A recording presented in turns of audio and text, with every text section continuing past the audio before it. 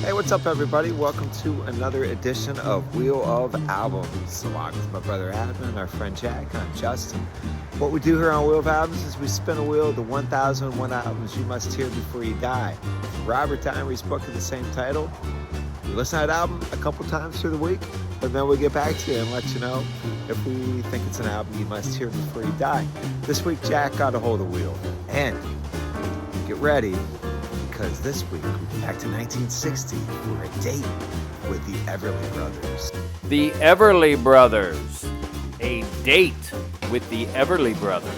All right, so my reaction, whenever I first hear the Everly Brothers, I think of all the singles that I know, the songs I know by the Everly Brothers, not necessarily the albums. Wake Up Little Susie, Bye Bye Love, All I Have to Do Is Dream, the Corey Haim movie there, Kathy's Clown, and When Will I Be Loved. And look, the Everly Brothers had a total of 11 number one singles in their heyday. So I probably know even more, just not by the titles. Looking at the track list for A Date with the Everly Brothers, Kathy's Clown is on this. And I know a few of the other tracks on here, too. The time frame for A Date with the Everly Brothers, 1960. Buddy Holly has died. Elvis, I think he's going to the Army around this time. We're still a couple years away from Dylan and the Beatles. So this, I was looking forward to visiting and seeing what all the hoopla about the Everly Brothers was about. Jack, what say you? I honestly didn't know the Everly Brothers had at least 4 albums. I'm sure they've had even more. I just remember that they were a harmonizing brotherly duo from the late 50s, early 60s. I cannot say that I was particularly looking forward to it. My perception of the Everly Brothers being within the realm of 1001 albums you must hear before you die. That is why, in fact, we listen to see if this guy got it right or not.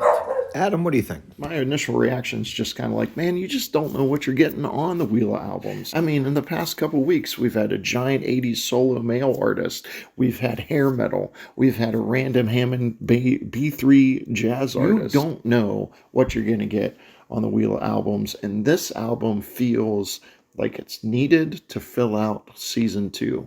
So let's go. Let's jump in the Coupe de Ville, pick up a lady, head on down Lover's Lane, park at Makeout Point. One of the things with the Everly Brothers that makes them so acclaimed, their harmonies, the two brothers coming together and harmonizing on a lot of their songs. It's a big characteristic of their music. So through 12 songs on this album, were those harmonies enticing or underwhelming? Phil and Dawn. I don't know that they're earth-shattering.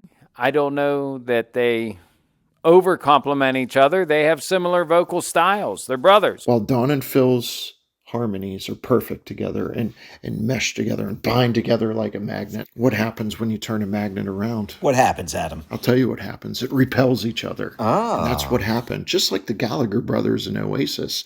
30 years later, the Everly Brothers had a rift. Was it a girl? Wait, was it Kathy? Was it a Donna? For goodness sakes. We don't know, but maybe it was that, or maybe they just grew tired of each other traveling, grinding out a music career, or maybe they were jealous of each other because one of them needed to be the best. Hey, like Chuck D said, brothers got to work it out. If I were at a college talent show in the 50s and the Everly Brothers came up and they were fellow frosh, I would say, hey, you guys sing better than I thought you would. And that is my exact opinion to this day. I look at the Everly Brothers, they're wearing sweaters a lot of the times, which, negative in my book. Maybe it helps the vocal cords keep warm. I'd say, hey, you Everly Brothers sing better than I expected you to. I think the way that they both sang into the same mic, one brother's octaves just a couple octaves higher than the other ones, really achieved something unique. And you hear that a lot through this album. I enjoyed it. I found it very cozy. Now, it took me to about the third listen to really wrap my head around was how hard luck devastated the Everly Brothers are. From a theme standpoint throughout A Day with the Everly Brothers. Tales of heartbreak and teenage resentment. Every song on here, teenage boys having issues with the ladies. What do you guys think? It's set up with the first song, Made to Love, where the dad gives dating advice. And then for the next 11 songs, it just it goes through the emotions and the idea of trying to find love, trying to swoon your love interest, what it feels like when love hurts to get broken up, what it feels like to be laughed at. And then when you look at all these track lists, man, somebody broke their heart like right before they walked in the recording studio. All these are just like lines from a breakup letter or a begging to get back together letter. Get out of here with that. I mean, it just goes through the entire set of emotions. And I think the Everly Brothers did a fantastic job with setting up the concept. I think their music, playing the guitars, fantastic. Their harmonies are great. Let's be honest. The dad set the boys up for disaster. Their father says on Made to Love, one day soon you'll have a date, and you'll take her home that night.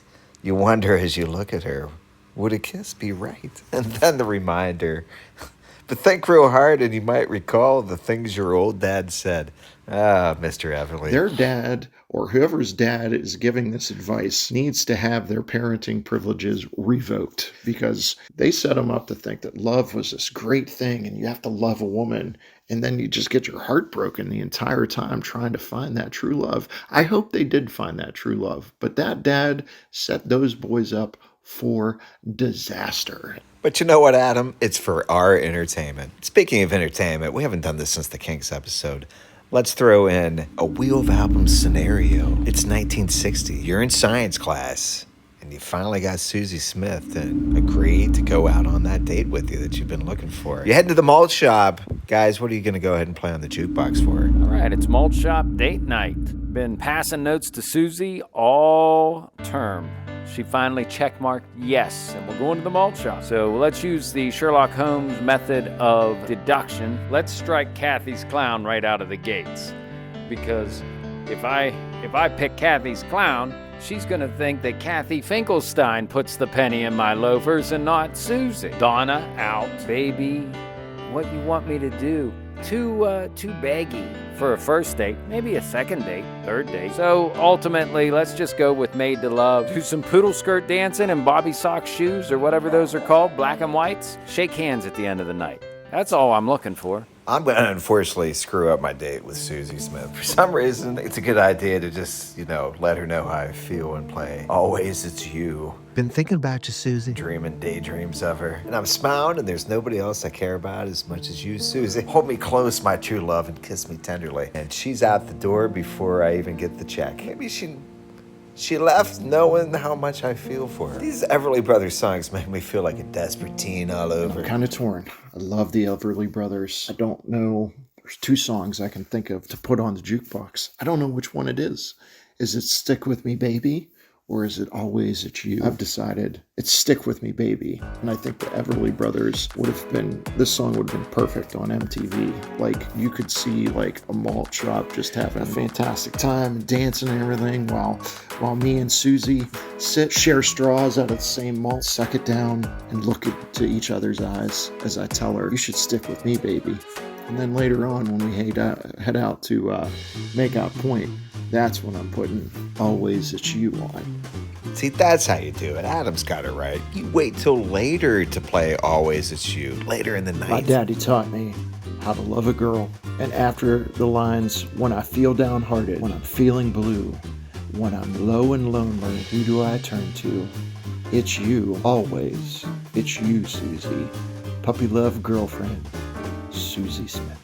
All right, when we take a look at the final ratings for A Date with the Everly Brothers, I scored the highest with a 6.67, Adam with a 6.25, Jack scored a 4.58, final rating 5.83. Our three favorite songs, Kathy's Clown with a score 28. That song's good stuff. So is Love Hurts, scored a 25. Don to Donna rounded out our top three with an 18.5 score. Our least favorite song on here was A Change of Heart. So I just received this note. And on it said, a date with the Everly Brothers. Check yes or no.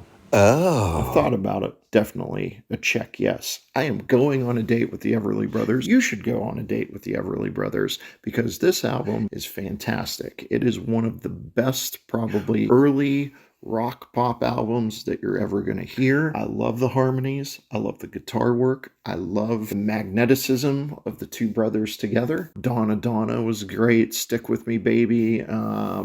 Made to Love's great. So How Come No One Loves Me is a fantastic song. And then you got Love Hurts and Kathy's Clown, and their cover of Lucille's great. Yeah, I think this is definitely an album you need to hear before you die. I'm with Adam. I enjoyed this album. Smart pop rock songs from the early 60s.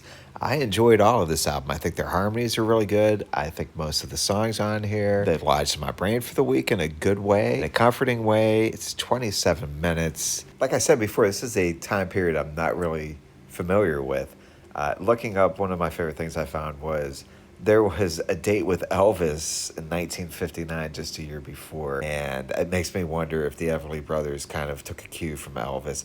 If they did, that's tongue-in-cheek, and that's great. And it kind of makes me respect this album even a little bit more. Jack, how'd you feel about this one? Some of the songs are familiar. Theme of the album tracks through every song, even though every song is not written by the Everly Brothers. It certainly fits the motif very well, and it's that somebody hurt either Phil or Dawn or both of them. When you think about it, is this one of 1,001 albums you must hear before you die?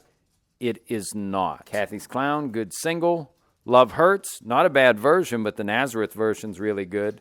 And I really doubt that Nazareth is going to make the cut. But stranger things appear on the wheel of albums. Whoa, why are you talking about the wheel, Jack? How about I give it a spin for our next album? And the wheel is spinning. And, whoa, looky here. Tapestry, Carole King from 1971. We're going to cover that next. Before we go, real quick, I'd love to hear you guys' opinion. Love Hurts or Kathy's Clown? Which song epitomizes teenage heartbreak the most? Dawn really had a tough go with Kathy. And he doesn't like her new relationship. All the previous songs, this is like almost the Tanner stages of grief that he's going through in this. It's maybe Dawn should talk to somebody. Kathy's Clown, you know, I could see why that one gets ranked a little higher. They wrote it themselves.